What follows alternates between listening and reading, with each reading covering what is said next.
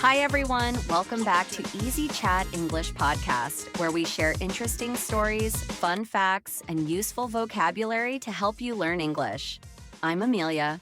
And I'm Ethan. Today's topic is something that's close to my heart, perfume. Who doesn't love a good fragrance, right? Exactly. Perfume is such a personal and fascinating topic. It's not just about smelling nice. It's a form of self-expression. So, whether you're a perfume lover or just curious about it, this episode is for you. Let's start with a little personal story. I remember the first perfume I ever got. It was a birthday gift from my mom. It had a floral scent, and I thought it was the most elegant thing ever. I even kept the bottle after it was empty because it looked so pretty. I love that. For me, my first perfume experience was a disaster. I was in high school and sprayed way too much. My classmates kept sneezing, and I learned the hard way that less is more. Oh no. Well, that's a lesson we all learn eventually. Perfume can be powerful, sometimes too powerful, and that's why it's so interesting to talk about. Absolutely. By the way, let's go over some words to remember for today's episode. First, we have fragrance, scent, and aroma. These words all refer to smell, but they're used a little differently. Fragrance is a pleasant or sweet smell, often used for perfumes. For example, the fragrance of roses filled the room. Scent is more general and can describe any smell, though it's usually positive, like the scent of citrus is so refreshing.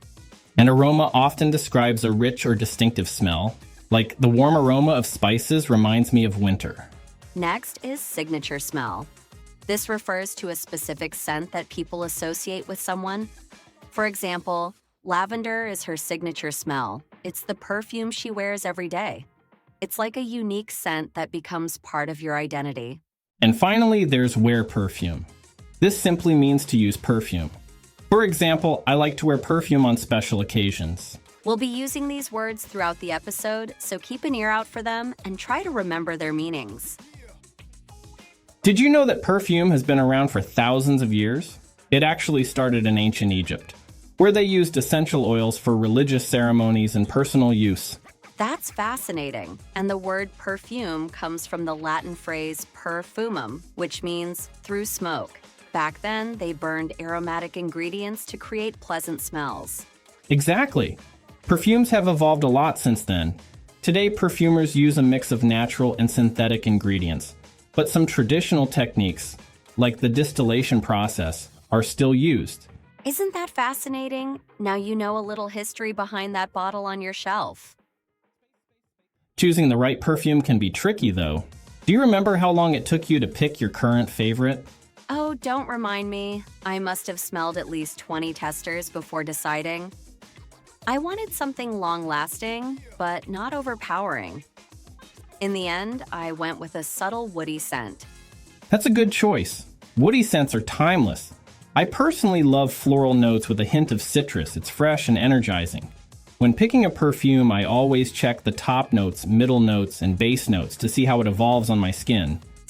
That's smart. By the way, if you're new to buying perfume, remember to test it on your skin, not just on a paper strip.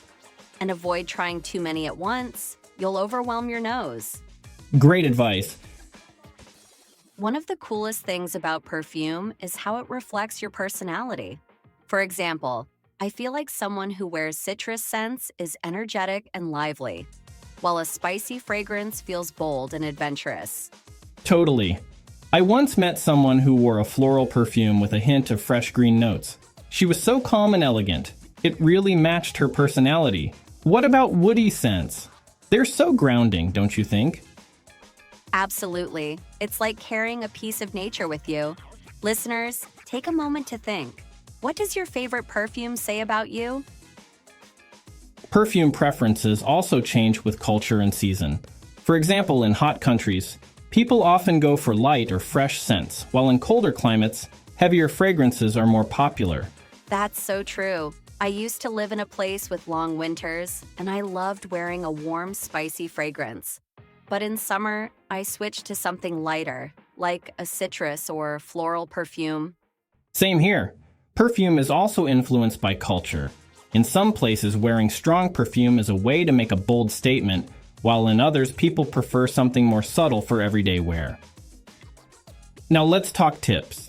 Did you know you should apply perfume on your pulse points like your wrists, neck, or behind your ears for better lasting power? Yes, and don't rub your wrists together after spraying. It breaks down the fragrance. Also, store your perfume in a cool, dark place to keep it fresh. Great point. Another trick is layering scents. Use matching scented body lotion and perfume for a stronger effect. Absolutely. Do you have a funny perfume story, Amelia? Oh, yes. Once I accidentally sprayed myself with a tester labeled musk. It was so strong that my friends avoided me the whole day. Oh no. I once got a compliment from a stranger about my perfume, but they guessed the wrong fragrance. It was awkward, but sweet. Perfume does create memorable moments, doesn't it? Listeners, what's your funniest or most memorable perfume story? Share it with us. That's all for today, everyone. We hope you learned something new about perfume and picked up some useful words. Yes, like fragrance, notes, pulse points, and signature scent. Try using these words in your conversations. And don't forget to share your favorite perfume story in the comments. We'd love to hear from you. Thanks for tuning in to Easy Chat English Podcast. Until next time, stay curious and keep learning.